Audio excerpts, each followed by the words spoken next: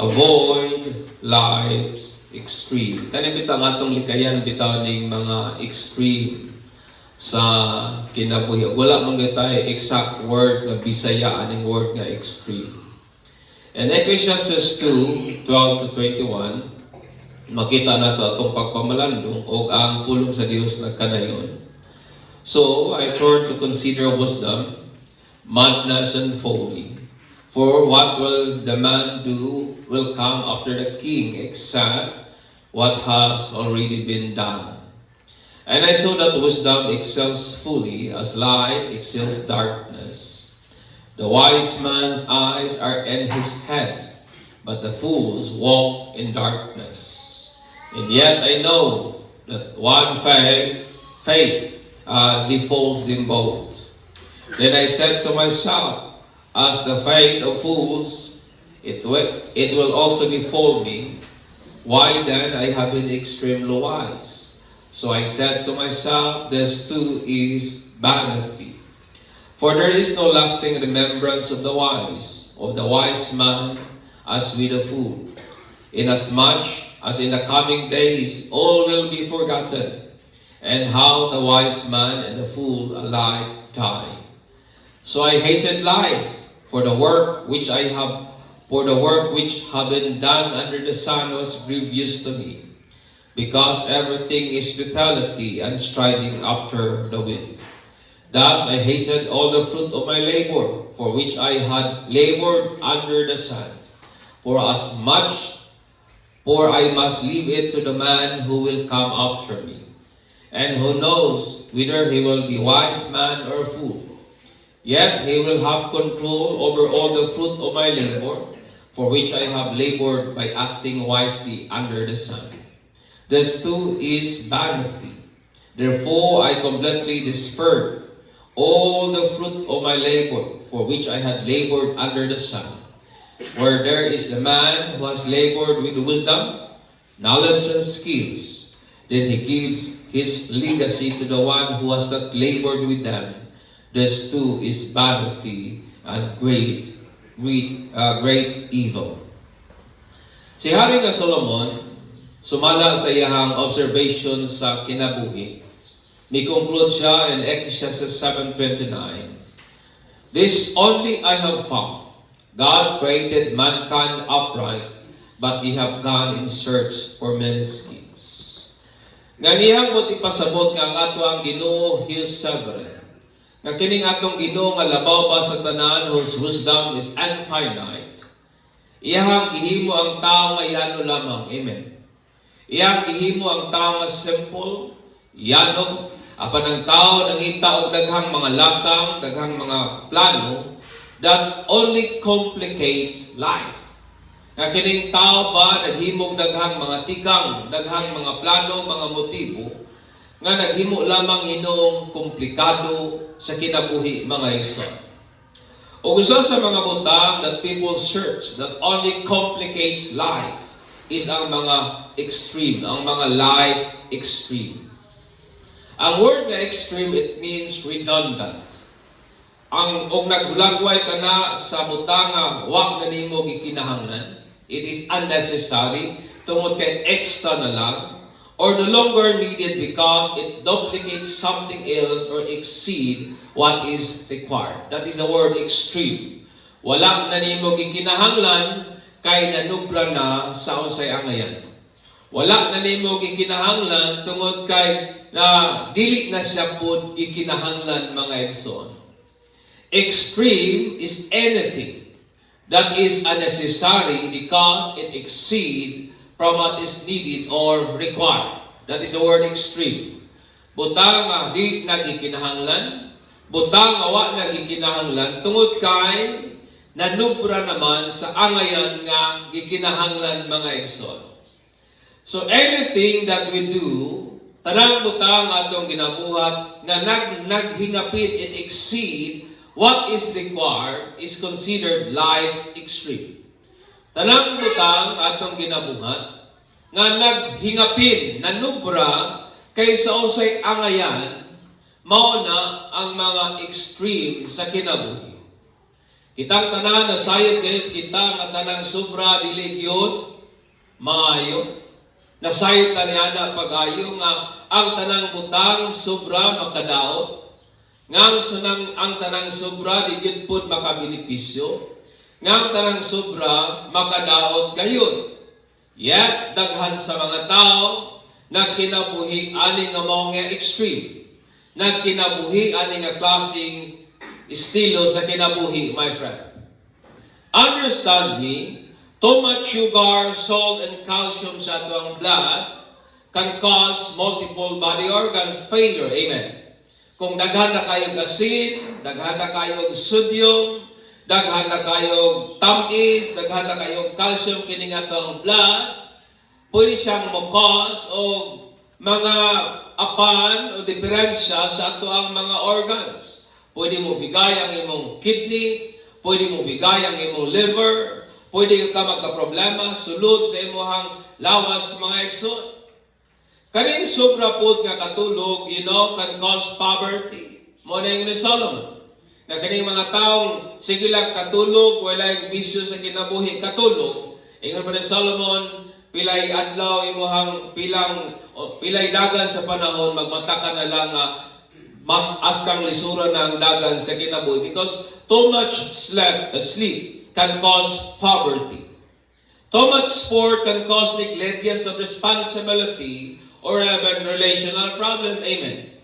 Kanang sobra bitaw ta kahilig sa tuang hobbies, labi na sa panahon nato karon nga uso kayang pickleball, daghang kong madunggan nga mga reklamo nga ang ubang mga tao tungod sa kaadik sa pickleball, nag-away na sa iyang partner kay gabiin naman muli, mapasagdan na ang responsibility o ang iyang obligation sa iyang panimalay. Usahay, sobrang dula, wa may sayot magdula. Pero usahay kaning sobra nga dula, usahay mag-cause siya nga mapasagdan na nato ang atong obligasyon sa panimalay or even gali worse, mo-create na siyang problema relationally. Amen. Kaya daghang magtiayo nag-away tungod ani lamang butangan. Kabalo ba mo nga too much coffee for a long time can cause muscle tremor? Kakanabitang sobra gyud nga mga piba sa taas nga panahon pwedeng mag-cause ng imong mga muscles magkurok. Pag-ana na ka ba? Night tremors na may tabo. And then, severe nervousness or even anxiety. O nang mahimo kung sobra na kahit ang mga ekson. Too much expenses can cause financial troubles. Amen. Gasto gali outside sa imong means. Gasto gali labaw kay sa budget. Di ba magka-problema ka financially? Di ba tinud? Sobra gali kay takagastador, sobra gali kay takabungga sa kinabuhi, nga mo gasto, bisag dili ang ayan, mo palit, bisag dili di kinahanglan, usay mo na'y trabaho ni Shopee, tagantag mga promo, tagantag mga discount, mga sale, and then may ganyo ta ba? Mo palit dahil ta, bisag dili nato gikinahanglan. Too much expenses, my friend, can cause financial troubles. Di ba tinud? Amen. Magproblema ka financially kung dili ka kabalo mo manage sa imong wealth, mga ekson. Tanawa ninyo ang kinabuhi. Daghan kayog mga tao, usahay makabantay ko, daghan kayog mga sapatos, naghingapin ang mga sapatos sa panimalay, pero hinumdumi, duha ra baya gyud imong tiil. Di ba? Abot og tag 12, 20 kaparisan ng sapatos, nga uban dili nagali magamit, but remember, bisan pag unsa kadaghan imong sapatos, duha ra gyud imong tiil. Di gyud na nimo madungag sulob tanan. May mga tawo nga astang pagtindaghanag sinina, pero hinumdumi nga ang uban nangalimta naman ng galig sulob tungod sa kadaghan sa sinina ba? Nalimta ng uban nalimaho ng up, uban siguro kit-kit na lang sa ilaga. But bisan pag sa kadaghan imong sinina igsoon, usa ra gyud lawas nimo. Amen. Ang uban makabantay ko pati naghanag sa kinan nga ang uban wa na galing na gamit nga daot na lang mayon tag i-donate sa simbahan. No? Kabalo ba mo mga igsoon that too much eating sugar-based and high cholesterol food can cause obesity and heart problems? Kanang sobra kahit mo kaon ba og mga sweets, mga pagkaon nga sugar-based, mga pagkaon sama sa cake, mga salad, and then high cholesterol, mga pagkaon nga kargado og mantika ba? Kabalo ba mo nga makakos na siya og pagkatambok o problema sa kasing-kasing? And also, too much consumption of alcoholic beverage can cause liver problems. Kanang sobra kahit mo intake og mga kanang mga ilimnong makahubog, isang dili lang gali ng makahubog, maski mga beverage, my friend, can cause problema sa atong atay and etc. Di ba tinuod? Too much. Manayong sa Bible. So, gikan natin nga passage sa Ecclesiastes, may duhang butang kitang makaplagan regarding sa life extreme that should be avoided kung gusto ta makabalo how to live this temporary life nga gihatag ka nato sa Dios. O niyaning musunod ka duhang butang that should be avoided. Una, avoid being extremely wise. Likayin ang mahimong sobra ra ka bright. Napamaw niya. Likay ang mahimong sobra ra ka wise. In verse 12 down to 16. Diya sa damgo, ang Ginoo nato nagpakita kang Solomon and said to him, ask for whatever you want me to give to you. Unta, inganaan po ta sa Ginoo ba, padabguhon ta. Inanta nga, oy, Jumar, pangayo tanan nimong gusto o akong ihatag nga na kanimo. And 1 Kings 3 to 5, and 1 King 3, 7 to 13. Ingan ang bago. Solomon was young and inexperienced. Sa dihang nahimo siyang king, yet nakabalo siya sa burden, nakabalo siya sa responsibility of duties nga iyahang gipasan. O kani nihatod kaniya, which is ang pag-lead o ang pag-govern sa mga tao nga iya sa Dios. Ngayon man pagaling niya, it was too numerous. Daghan kaysa nga tanan. So, instead of asking for power or wealth, siguro bang mga tao atang pangayoon, gahom, bahandi, kaptangan. Pero tungod kay si Solomon, nakita niya nga, wa pa siya kasinatian, bata pa kay siya as king. So, ang iyang ipangayo sa Diyos mo kani, he asked God for discerning heart. Ang iyang ipangayo kining kasing-kasing nga, kabalo mo pili, kabalo mo judge between right and wrong. Kabalo mo timbang-timbang, kasing-kasing nga kabalo mo hatag mayong judgment, mga igsoon. And to distinguish between right and wrong. O sa pagpili, taliwala sa maayo, o sa dautan, o sa sakto, o sa sayop, mga igsoon. O kini nga request ni Solomon, nakapalipay gyud sa Ginoo, busa gihandagan pa gyud sa Dios si Solomon labaw kaysa iyahang gipangayo. So God ingon pang Ginoo ka Solomon kay nalipay man ko sa imong gipangayo. So kining bahandi, kining wealth, kining fame, kining honor, ako ning igadugang anha kanimo. Ang gipangayo lamang ni Solomon kaalam, yet God added butang awa niya gipangayo. In 1 King 4, 29 to 34, diha usab nato makita kung unsa gyud ka wise, unsa gyud ka intellectual si Solomon. Ingon ang Bible, God gave Solomon wisdom and very great insight, and the breadth of his understanding as measureless as the sun of the Sesher. So ang kalapad sa iyang kaalam, ingon pang Bible, lisod di mong tukaron, lisod di mong ma-measure. And 30, Solomon's wisdom was greater than the wisdom of all the people of the earth, and greater than all the wisdom of Egypt. He was wiser than anyone else, including Ethan, the Israelite, wiser than Heman, Calcol, and Darda, the sons of Mahol. And his fame spread to all the surrounding nation. He spoke 3,000 proverbs. and his songs numbered 1,005. Pero naghana og nahibawan si Solomon. And then, he spoke about plant life. Sumunapon ni pagka-botanis siguro si Solomon. Kay muhisgot man siya kabahin sa kinabuhi sa mga tanong. From cedar of Lebanon to the hyssop that grows out of the walls. He also spoke about animals and birds, reptiles and fish. Gawas ka na ipagkabotanis, napag ipagka-zoologist o pagka-biologist si Solomon. Askang brightag yung Solomon mga igsoon. Na poetic na siya. Kung siguro sa atong panahon karon, scientist ni si Solomon ba?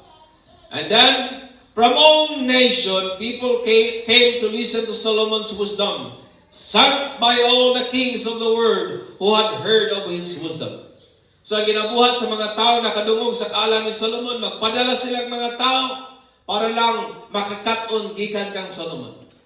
Ingana ka-influential ang wisdom ni Solomon, mga igsoon. Amen. So, grabe ka bright, grabe ka manggialamon si Solomon, mga igsoon. Yet, sayahang tiguwa nga Panginoon, ingon niya, as the fate of the fool, it will also befall me. Why then have I been extremely wise? Ingon niya, kung usang dangatan sa mga buang-buang, maura man po ang akong dangatan, nan anuman nga mahimo kong subra ka mangyalamon. So I said to myself, this too is vanity. Ingon niya, busa akong ningon ko sa akong kagaling nga kaning butanga, kakawangan gihapon. Since nang Ecclesiastes nagtudlo nato how to live, o kining nga passage nagtudlo nato, unsa ang usang butang sa kinabuhingangan natong likayan is being extremely wise. Amen. Nga kung namay butang nga pwede natong likayan o unta likayan, kaning sobra kayo ka mangyalamon. Dili ta, we are not mandated to avoid being wise, only being extremely wise, mga igsoon.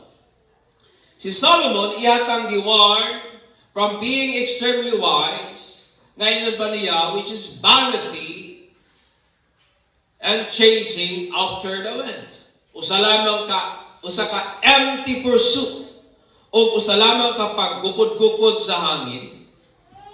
Ingon ni Solomon, though being wise has an edge over the fools. Isa nga, mas bintaha baya gyud ang manggialamon kaysa buang-buang. Tungod kay kaning mga wise, kabalo sila asa sila mo panulong. They know their ways. Kabalo sila sa dalan nga ilang ginagian. Kabalo sila sa ilahang panulungan. Pero ang mga buang-buang, ingon pa ni Solomon, wala. That's why ingon niya, nga kaning mga wolves, kaning mga wise, they have their eyes on their head. It means, they know kung asa sila magpanulong. But, sa ingon niya, but same faith awaits them both. But maulang mga destinasyon ang ilahang padulungan. Unsa man ang destination, they both die. Amen. Ingon pa niya, kining mangyalamon o buwang-buwang, maura man ang ilang padulungan, mga matay ramang gihapon sila. Though, nabuhi sila siguro definitely, lahi siguro ang dagan sa kinabuhi sa buwang-buwang, o lahi siguro ang dagan sa kinabuhi sa taong wise. But ingon ni Solomon, mga matay gihapon sila. And in the grave, human are all the same. Amen. Pag-abot sa lubnganan, wagi wise, wagi bugok, puro tanan kalabira. They are all the same. Manay nga Solomon. O gawas niya na, soon will be forgotten. Di ba kasakit, no? Kato mga buang-buang, mga matay sila, maabot ang panahon, malimtan nagihapon sila. Katong mga mangkialamon, mga matay sila. Pero maura gihapoy, mahitabo, unsay nahitabo sa mga buang-buang. malimtan ra gihapon pag-abot sa panahon. Di ba tinuod? Amen. Hallelujah. Mangutan ako ninyo. Nahinumduman pa baka ninyo ang ginikanan sa inyohang lola. Di ba wala na? O katong fourth ya katong lola sa atong lola. Hindi na hinumdumoy. Malimtan ug malimtan gid mga igsoon. Mao na yung Solomon. And soon will be forgotten at the coming of days. So ingon niya. So what unsa man daw kuno ang advantage of having multiple degrees? Unsa man daw kuno'y benepisyo anang daghan kay ka og naabot sa kinabuhi. Sobra kay ka magyalamon. Wherein imong invest tanan imong panahon studying, but it only exceed to what is needed. Grabe ang imong tinuon, pero ang mga butang imong nakatunan di na gyud gikinahanglan ba. It exceed beyond what is needed. Usahay na yung mga tao makadungog ko, mutana kung ano nag-eskwela pa man ka, kabalo mo sa ilahang tubag, panglapidan na lang. Para na ako, it is a foolish reason. Nagtuon ka para sa imong lapida, madungagan o sa pamanang igadugang, madungagan o engineer, attorney, etc. So what is the purpose of learning kung di naman po nimo ikinahanglan? That is the very idea of Solomon. What is the purpose of being too intelligent, being too bright, being too bitong mangyalamon kay sa katanan and it exceed beyond what is needed? Tungod kay kining atong kaalam, kining atong ka-bright, I want you to know, it doesn't give us even a slight deference sa atong kamatayon. Kaning atong pagkamangyalamon, dili yun nimo hatag og maski gamayng kalainan sa kamatayon ikumpara sa mga taong mga buang-buang. Why kalainan? Mo na yung ni Solomon. Why kalainan? Kaunon na gihapon tagwati tanan. Di ba tinuod? Bisan pa mo sa kagwapo ang imong lubnganan, cascade nimo, mahalon ba na baratuhon. Pero kung ang imong ablihan, wa gyud kalainan. Maurang naungat tanan. Amen. For in the grave, we are all the same. This is also what I observe. Mo po ning butang ako nagaka-obserbaran sa kinabuhi. Kabantay ba mo? Nga usahay kining mga taong sobra gid ka bright ba. Ana may mga taong bright pero kaning extremely gid nga bright. Usahay lisod na tong masab. Kabantay ba mo? Lisod masabtan? Lisod nimo tugkaron ba? Lisod nimo uyon-uyonan ug maglisod po sila uyon-uyon sa ban. Ug usahay maglisod po ta making socialize kanila. And that what I observe sa kinabuhi kaning mga taong sobra ka bright, mga taong sobra gid ka genius. Usahay lisod kayong i-comprehend. Difficult kayo nimo pakighalubiluhan o difficult kayo nimo pakigubanan. Mao na ina imong tapad ayaw palabig ka bright. Inawa. Oy. Do not be extremely wise. Solomon also warned us about the downside of too much study and accumulating knowledge. Iyan ang gipahinumduman ani sa unsay dili maayo sa sobrang pagtuon o pagbaton og hilabihang kahibalo. Ingon niya in Ecclesiastes 12:12, be warned, my word nga warn, my son, of anything in addition to them, making many books, there is no end. In much study, where is the body? Di ba tinuod? O may undang sa paghimog libro, o kaning sobrang pagtuon, ay ingon pa niya, makaluya sa lawas. Amen. Makaluya sa lawas. Sama ba sa nahitabo sa asang estudyante sa CMU, and I believe nga ni nakabalita siguro miyani, nga human siya nakagraduate cum laude. Graduate siya sa Muswan cum laude, but pila ka simana gikan siyang pag-graduate, namatay. Kabalo mo sa hinungdan, severe nga ulcer ang cause. Tungod kay dili mamahaw, dili maniudto, maglikay-likay kaon sa sobrang tinuon. Voracious kayo mo tuon. Sa grabing tinuon, di na mamahaw. Sa sobrang tinuon, di na mukaon. Nakagraduate lagi cum laude. But unsay lintunganay. Ingon pa ni Solomon, too much study, it wearies the body. Tuwa nagka-ulcer. O kung sa hinungdan, wala hinuon niya na pahimuslan ang bunga sa iyang mga pagpaningkamo. Amen. Di ba realidad mo na sa kinabuhi? In Ecclesiastes 1:8, ingon ang Bible, for in much wisdom is much grief, and he who increase knowledge increase sorrow. Sobrang kaalam atuwa, naghingapit mo ni mo kaguol. Sobrang kahibalo nan. O bitanaw say maguna-una ko Lord, may patong sa una nga di ko kasabot sa dagan sa gobyerno, di pa ko mahasol. Kamatay mo?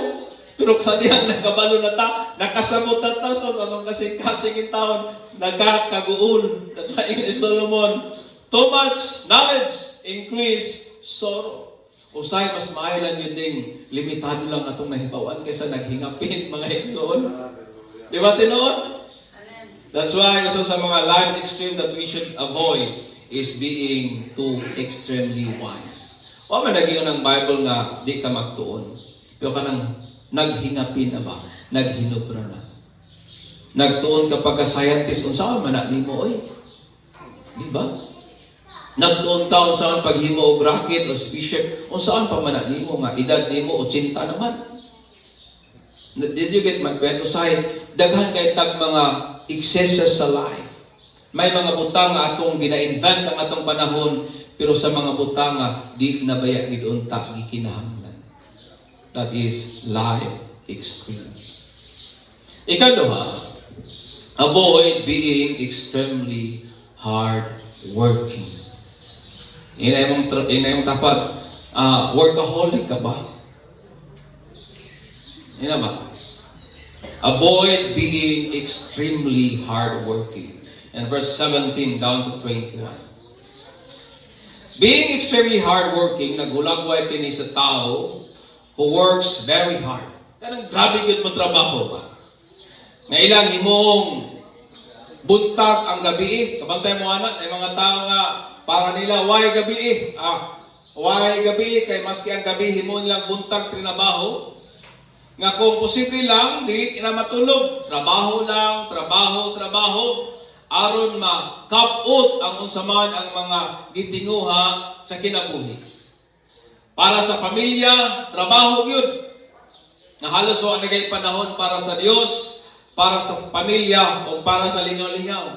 Na yung mga tao, ingana kakugihan, naningkamot para sa pamilya, pero sa tantong paningkamot, wa na'y panahon sa pamilya.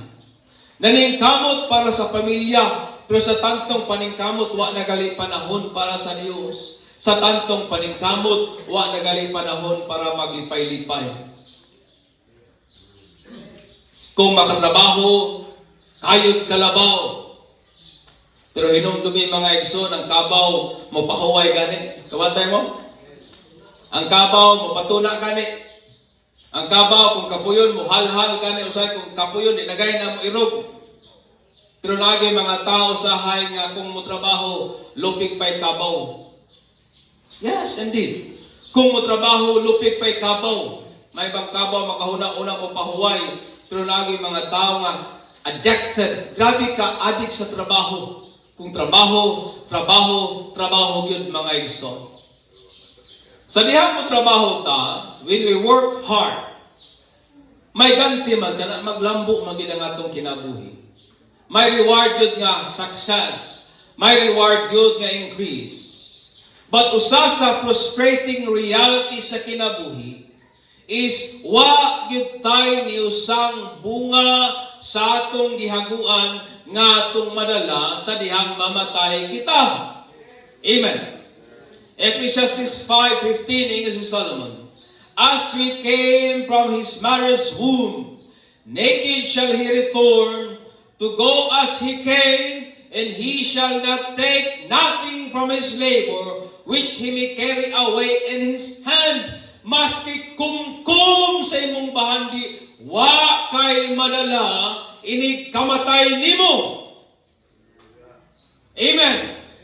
Ingon nga hubo kita nga niabot aning kalibutana. Ingon usab si Solomon, hubo usab kita mo biya nga maski gamay, maski usang kumkum o maski makumkum na lang nga bahandi nato nga atong hinaguan aning kinabuhiya, wa gyud tay madala.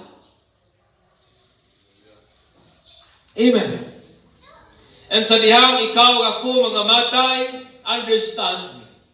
We will lose control over the fruit of our labor. Kawan ang tao kontrolar sa bunga sa atong mga hinaguan ug ato lamang kanang ibilin sa nagsunod nato.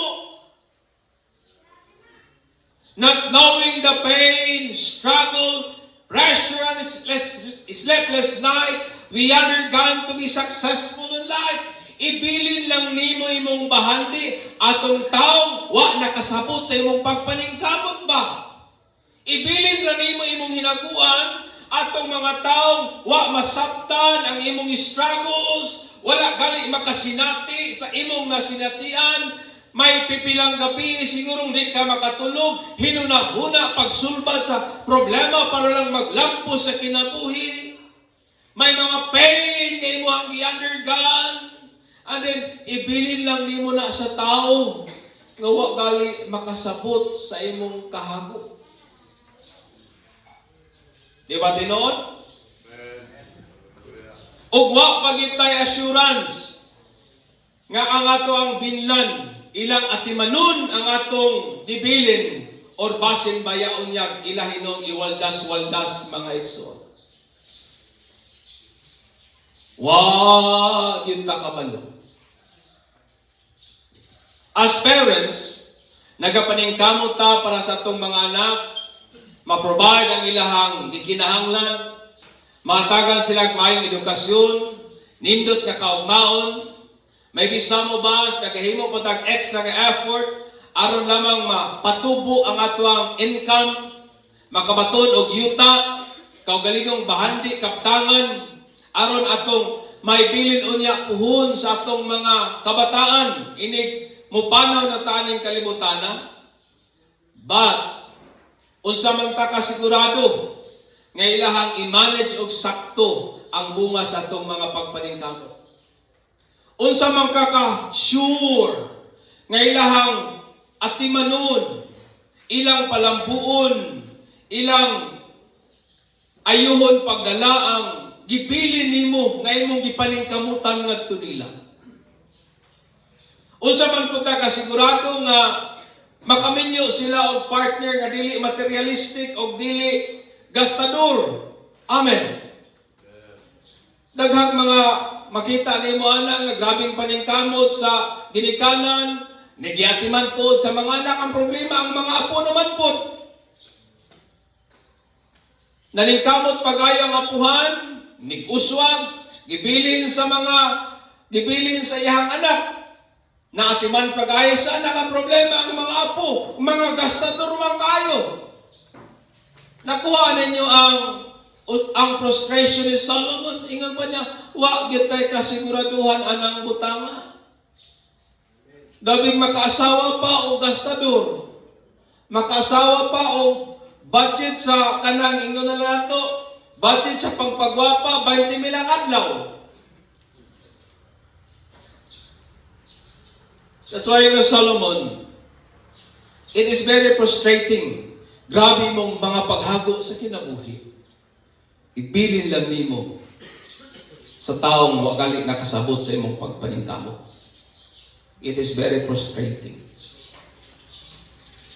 Amen. Unsa man punta ka sigurado nga kung puhon sila maka-anak, magpuyo sila sa kinabuhi nga kana simple lang o magkinabuhi within the means. Tungod kay ang kamatuoran, my friend, is this that paid Solomon so much.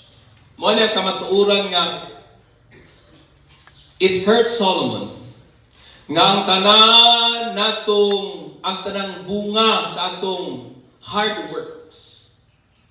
Atong ibilin to the one who doesn't work for it. Di ba mo itinoon? Ang bunga sa tanan nimong hinaguan o pagpaningkamot, imong ibilin atong wa gyud taon maghago. Mao na ni Solomon. Ug wala kay assurance kung unsaon na nila pag-atiman o pagdala. It is very frustrating. Si Manny Villar, daghan mong ginagkwarta. Pero hindi kamatay anak niya, ibilin na niya sa iyong mga anak. Diba? Bill Gates, dato tayo, hindi kamatay, ibilin na gihapon na niya.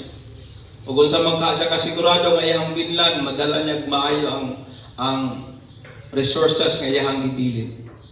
O kung siguro sa first nga iyang ibinlan, madala maayo how sure he is nga ang nagasunod nga generation, maayo po og dala. Wa kita kasiguraduhan ana mga igsoon. So in this light of reality, ingon ni Solomon, why work so hard and deprive yourself from enjoying the fruit of your labor? Siya nga naman daw kuno nga magkayod kalabaw ta, nga naman daw kuno nga magsobra-sobra tag paningkamot, hago aning kinabuhi nga to daw kuno ihikaw ang atong kaugalingon, nga atong ma-enjoy ang bunga sa atong mga pagpanaghago. Ngayon kamatay ba yan nato? Wa kita madala mas gigamay. Amen. So sa mga extreme that should be avoided in life is this: avoid being extremely hardworking. Likahi ang sobra kapag paningkamot sa kinabuhi. Hatagi po luna ang imong kaugalingon nga imuhang ma-enjoy ang bunga sa imong pagpaningkamot.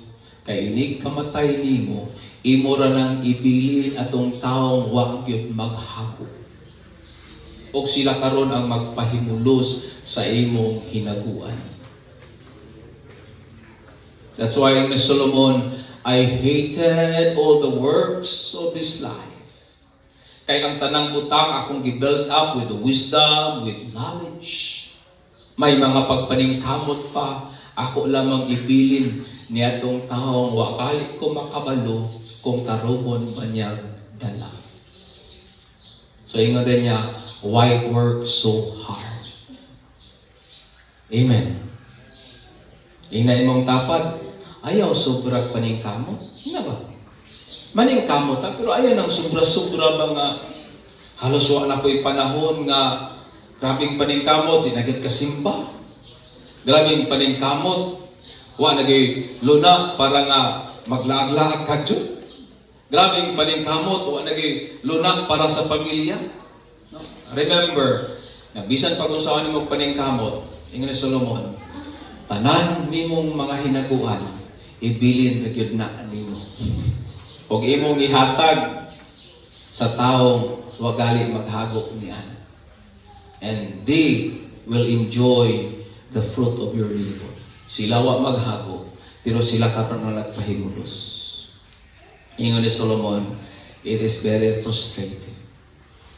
And it is a great evil under the sun. Amen. So avoid these two extremes. Avoid being extremely wise. Avoid being extremely hard-working. To live is to avoid life extreme, which is anything that is unnecessary because it exceeds what is needed.